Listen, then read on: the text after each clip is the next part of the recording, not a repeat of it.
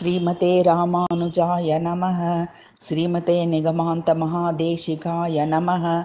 श्री अष्टभुजाष्टकम्।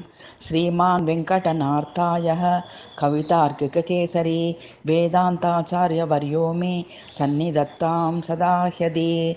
गजेन्द्ररक्षात्वरितं भवन्तं ग्राहैरिवाहं विषयैर्विकृष्टः अपारविज्ञानदयानुभावम् आप्तं सतामष्टभुजं प्रपद्ये।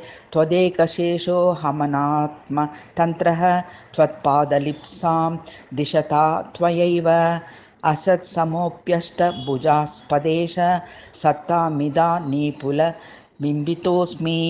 स्वरूपरूपास्रविभूषणाद्यैः परत्वचिन्तां त्वयि दुर्निवारां भोगे मृदुपक्रमतामभीप्सन् शीलादिभिर्वारयसीव पुंसां शक्तिं शरण्यान्तरशब्दभाजां सारं च सन्तोल्य फलान्तराणां त्वद्दास्यहेतोस्त्वयि निर्विशङ्कं न्यस्त्यात्मनां नाथ बिभर्षिभारम् अभीतिहेतोरनुवर्तनीयं नाथ त्वदन्यं न विभावयामि।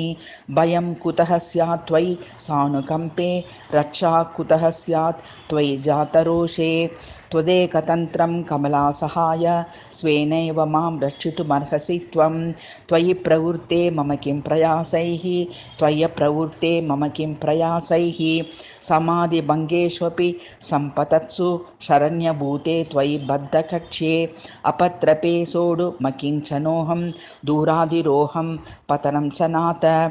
प्राप्ताभिलाषं त्वदनुग्रहात्मां पद्मानिषेव्ये तव पादपद्मे आदेहपातेद पराधदूरम् आत्मान्तकैङ्कर्यरसं विधेयाः प्रपन्नजनपथायें प्रपित्सूनां रसायनं श्रेयसे जगतामेतत् श्रीमदष्टभुजाष्टकं।